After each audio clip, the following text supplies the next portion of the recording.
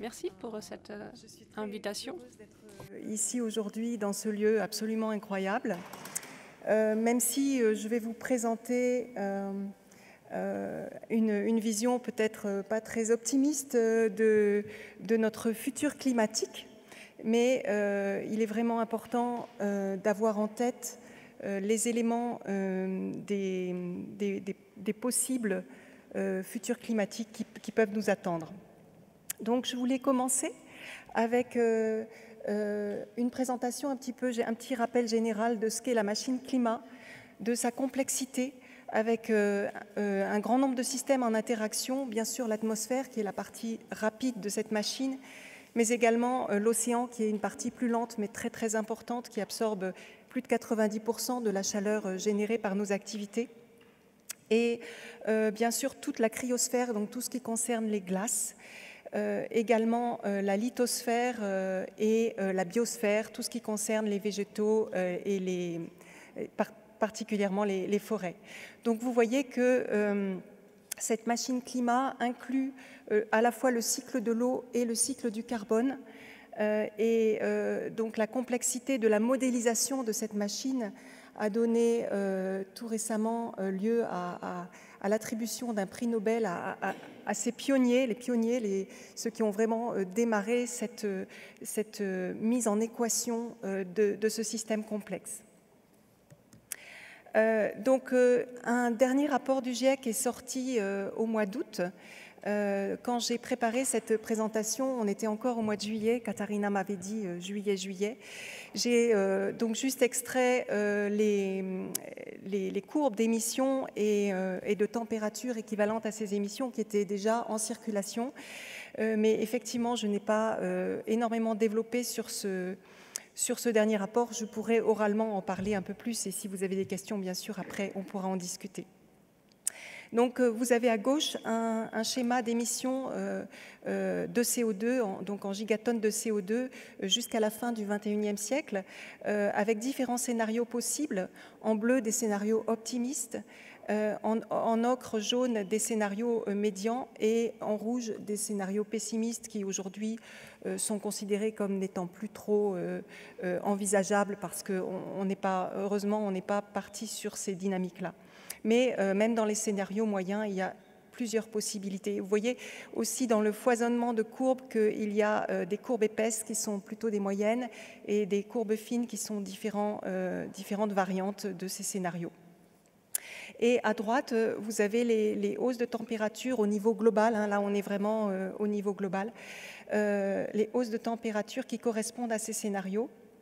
Donc, ce que je voulais vous montrer, c'est qu'effectivement, même dans un scénario très optimiste, on aura une hausse de température qui continuera à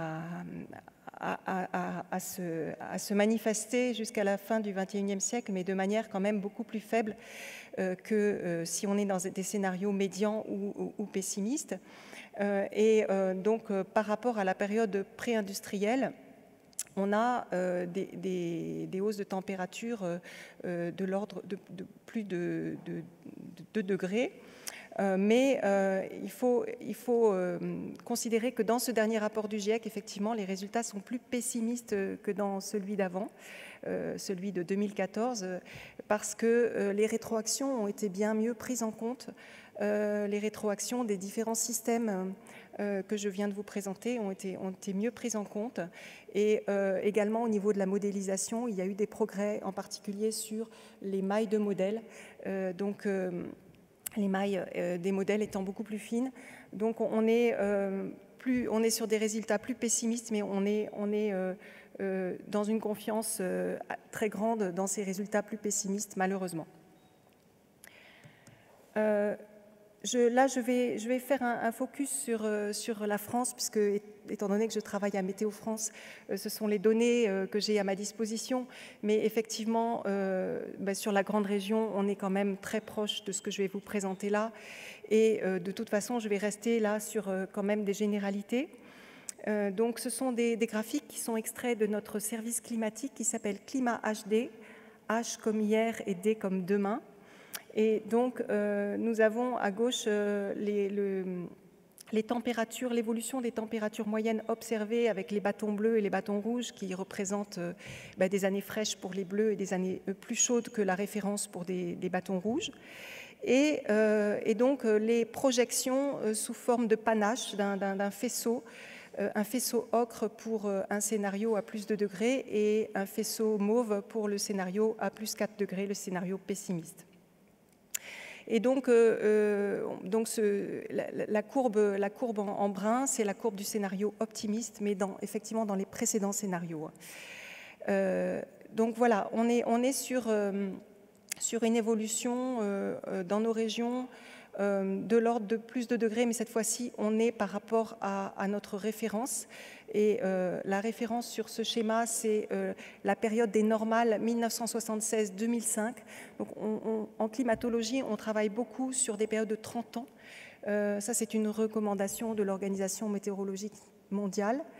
Et donc, c'est ce qu'on appelle les normales et qui pour nous, sont... Donc, cette moyenne sur 30 ans, ce sont des références. Donc voilà, on est sur cette hausse de température dans le scénario plus de degrés et plutôt autour de 4 degrés d'augmentation de température par rapport à notre référence dans le scénario à plus 4 degrés. Et en fait, ce que je voulais vous montrer là, c'est que ce réchauffement n'est pas homogène sur l'année, mais il y a une déclinaison saisonnière avec un réchauffement un petit peu plus faible l'hiver et un peu plus important l'été. Et aussi, ce que je voulais dire, c'est que ce réchauffement ne se différencie pas tellement en fonction des scénarios jusqu'en 2030-2050, mais en revanche, on voit qu'à la fin du XXIe siècle, les faisceaux sont très divergents, et donc le réchauffement s'accélère dans la deuxième moitié du XXIe siècle. Alors, effectivement, quand on parle de moyenne, souvent les gens ne sont pas tellement émus par ces chiffres parce que plus de degrés en température moyenne annuelle, c'est pas très parlant. Qu'est-ce qu'on aurait au niveau de nos extrêmes de température, nos records, donc l'été, à la fin du XXIe siècle, dans un scénario de changement climatique fort? Eh bien, vous avez à gauche la carte avec les records observés, la carte de France avec les records observés entre 1950 et 2005, et puis les records possibles à partir de 2050. Donc c'est une étude qui a été faite par Météo France avec un seul modèle de projection climatique. Donc effectivement, ce sont des ordres de grandeur qui n'ont pas été consolidés avec différents modèles, mais qui donnent une idée quand même, justement, qui permettent de concrétiser ce que c'est qu'un scénario à plus 4 degrés en termes d'augmentation de température extrême l'été. Et donc on voit que dans les régions nord-est de la France, on est autour de 55 degrés possibles dans les températures maximales, les événements extrêmes, vagues de chaleur à la fin du siècle. Donc effectivement, ce sont des valeurs de température qu'on mesure actuellement dans les régions désertiques. Donc du coup, là, on conçoit mieux ce que ça veut dire un scénario à plus 4 degrés en termes de choc climatique et sur cette durée de temps très courte qui est jusqu'à la fin du XXIe siècle. Alors, l'évolution des vagues de chaleur, effectivement, donc à gauche, vous avez deux schémas pour un horizon proche, 2021-2050, et un horizon lointain, 2071-2100, d'évolution de ces vagues de chaleur sous forme de diagramme à bulles. Et donc, ces petites bulles, les grises et la bulle jaune, ce sont les vagues de chaleur qui ont été observées dans le passé. Et 2003, c'est donc cette bulle jaune qui est quand même assez... on voit que c'est l'été où on a eu, au mois d'août 2003, la vague de chaleur la plus marquante, la plus extrême. Et en rose et en rouge, on a les projections des vagues de chaleur possibles dans un scénario médian. Donc on est à gauche de l'écran et à droite, vous avez ces mêmes projections aux mêmes horizons dans un scénario fort, de changement climatique fort. Et donc vous voyez que effectivement sur l'horizon médian, au niveau des vagues de chaleur que projettent les modèles climatiques, on n'a pas énormément de différence entre les deux scénarios. Mais sur les deux diagrammes du bas, on a donc en climat, en scénario pessimiste, en changement très fort, on voit qu'on a des événements dont on ne mesure pas ni la durée, donc la durée est en abscisse de ce diagramme à bulle, la durée de la vague de chaleur. En ordonnée, on a l'intensité de la vague de chaleur et la taille de la bulle, c'est ce qu'on appelle la sévérité, qui est un peu une combinaison à la fois de l'intensité et de la durée. Et donc, vous voyez que dans le scénario à plus 4 degrés en bas à droite, effectivement, on est sur des événements qui peuvent durer plus de 2 mois, avec une sévérité inégalée et une intensité également très très forte. Alors l'évolution des précipitations, évidemment, en octobre 2021, c'est un sujet pour la grande région, puisque les événements de juillet qui se sont passés juste après que j'ai remis ma copie à Katharina, eh bien, viennent complètement appuyer mon propos. Donc, effectivement, je disais en début que le cycle de l'eau était compris dans cette machine climatique. Et donc, le changement climatique, ça n'est pas que du réchauffement, c'est aussi une perturbation profonde du cycle de l'eau. Donc, il faut garder en tête la loi de Clausius-Capéron qui dit que un air plus chaud de 1 degré peut contenir environ 7% de vapeur d'eau en plus. Donc on a un potentiel de précipitation dans l'atmosphère qui est beaucoup plus important dès qu'on réchauffe. Et donc oui, puisque effectivement on est vraiment dans de la thermodynamique et pas que dans du thermique. Effectivement, le réchauffement entraîne aussi cette capacité de l'atmosphère à stocker plus de vapeur.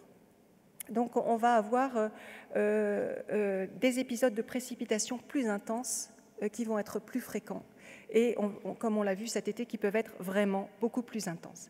Et donc, effectivement, malgré cela, on aura peu d'évolution. Si on prend la moyenne annuelle des précipitations, on ne voit pas grand-chose en fait, parce qu'on a un peu plus de précipitations hivernales, moins de précipitations estivales.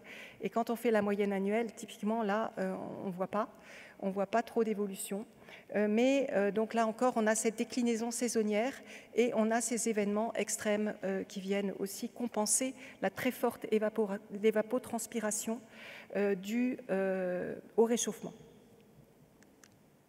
Donc là, je vous présente des cartes sur le Rhin supérieur parce que j'ai travaillé longtemps sur ce projet Climability qui se poursuit d'ailleurs aujourd'hui et qui donc nous a conduit dans un premier temps à cartographier des indicateurs climatiques. Donc ici, nous avons des cartes de précipitation hivernale dans un contexte de changement climatique fort et à 2 horizons différents, donc horizon moyen à gauche et horizon lointain à droite. Et donc on voit que les précipitations hivernales vont augmenter dans la région du Rhin supérieur de 5 à 20% selon les endroits. Et effectivement, on a donc un petit peu spatialement quelques différences avec des zones qui seront quand même plus exposées aux inondations que d'autres. On a également une cartographie des événements de précipitations intenses, c'est-à-dire supérieurs à 20 mm par jour.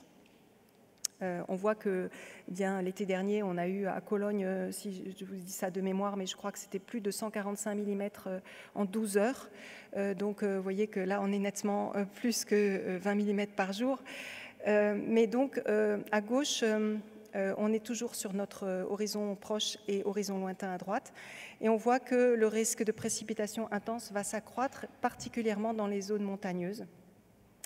Donc, surtout sur le massif de la Forêt-Noire, le sud du massif.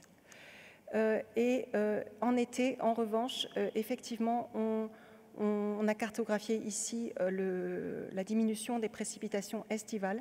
Et donc, la baisse des précipitations sera beaucoup plus impressionnante en scénario pessimiste qu'en scénario modéré à gauche. J'aurais pu également parler sur ces événements. Donc on a souvent des événements vagues de chaleur estivaux qui peuvent être liés évidemment à des événements secs, des sécheresses intenses.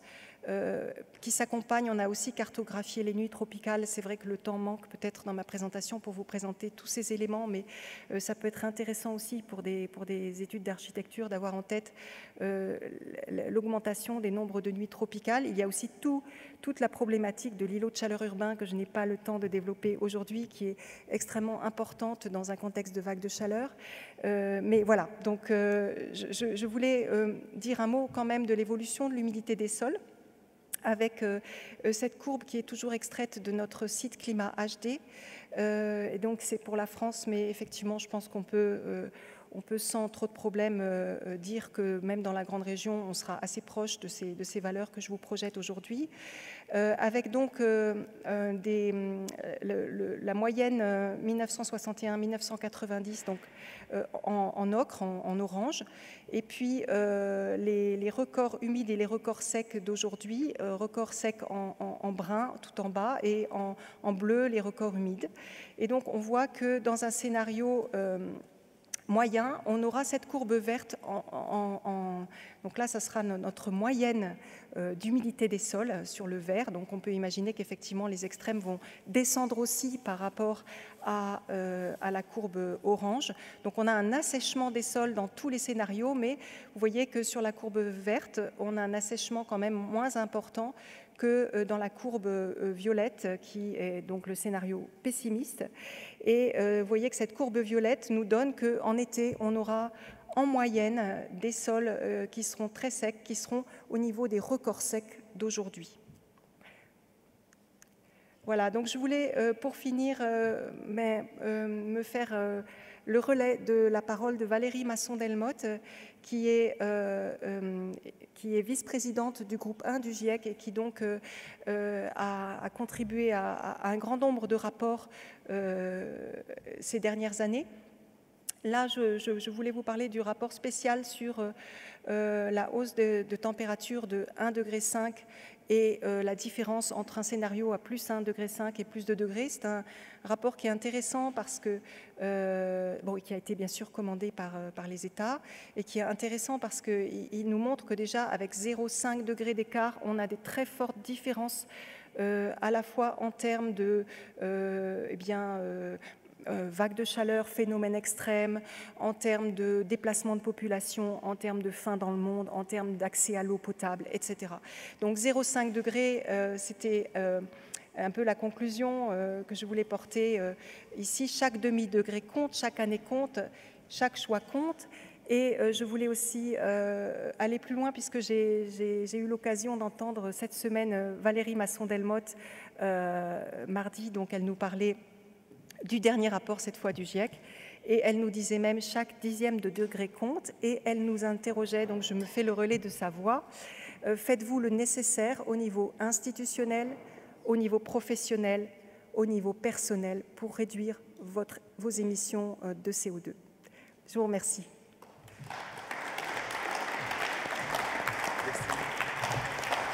Je décale ça pour les questions. Oui.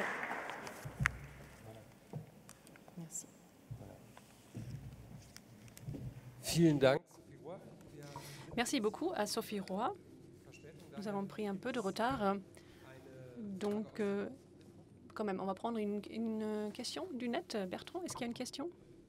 On a connu, au moins en France, un été plutôt froid et humide relativement. Donc, comment s'inscrit ce type d'été dans la trajectoire que vous avez décrite? Oui, alors effectivement, c'est un été très intéressant parce que il est assez atypique dans le futur qui nous concerne tous. Et on a eu un été, en fait, contrairement peut-être à votre ressenti, on a eu un été qui est légèrement plus chaud que la normale, mais quand même beaucoup plus humide que la normale.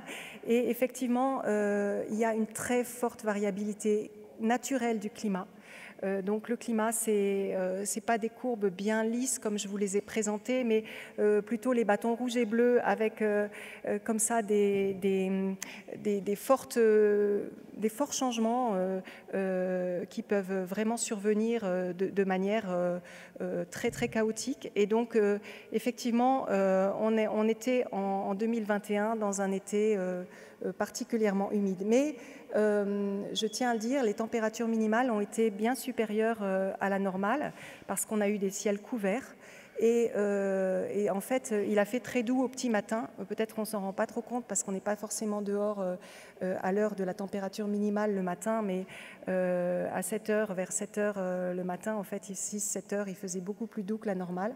Et du coup, quand on fait une moyenne, eh bien, même si on a eu des températures maximales inférieures en général à ce qu'on attend dans les étés, ce qu'on a eu dans les étés précédents, eh bien, effectivement, curieusement, peut-être pour vous, ça vous fait peut-être drôle que je vous dise ça, mais nous, quand on fait le compte, eh bien, on est au-dessus des normales de saison, en moyenne.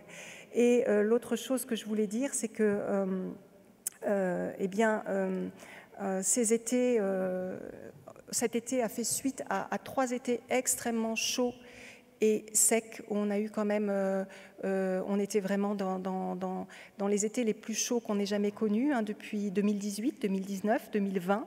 On a eu des vagues de chaleur extrêmement fortes, on a battu nos records dans presque toutes les régions. Donc effectivement, avoir un été un peu plus frais qui succède à 3 étés chauds, je pense qu'aussi notre ressenti a évolué, on s'est adapté. Et donc on a la sensation vraiment d'avoir eu un été très très froid.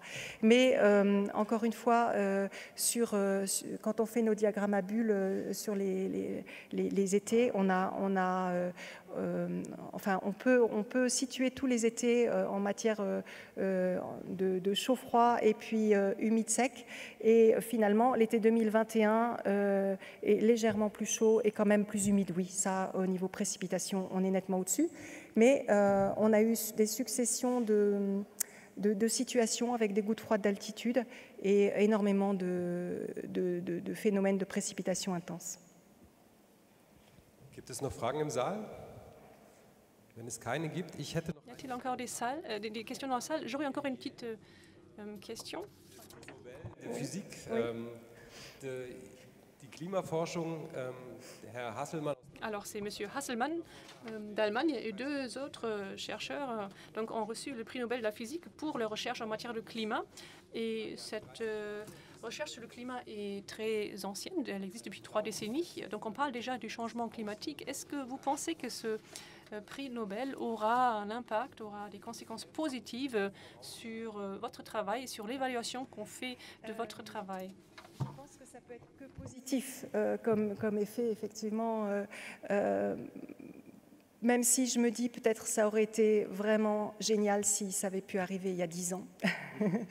Mais parce que maintenant, finalement, on entend moins de climato-sceptiques, même si y a toujours des fake news sur le climat qui traînent un peu partout. Mais je pense quand même qu'au niveau médiatique, il y a quand même un consensus maintenant sur ces questions-là. Donc, mais je pense qu'il y a 10 ans, la situation était différente, était beaucoup plus difficile pour les climatologues qui étaient parfois ridiculisés sur des plateaux télé, qui étaient invités et qui étaient vraiment campés sur leur honnêteté de scientifique avec les incertitudes des modèles qui aussitôt donnaient prise à des esprits un peu retors qui en ont tiré parti pour dire qu'en fait les gens ne savaient pas ce qu'ils faisaient. Et donc, mais je pense quand même que ce prix Nobel est vraiment très très symboliquement important et on est en plus à la veille de la COP26 qui va donc se tenir à Glasgow début novembre ou début décembre. Et je pense que ça peut être un moment très très important au niveau justement du passage à l'action. Et donc peut-être ça peut également venir, tout ça ne peut que venir encourager le fait d'aller plus loin sur ces questions-là et de s'engager. Vielen Dank, Sophie Roy. Merci beaucoup, Madame Roy.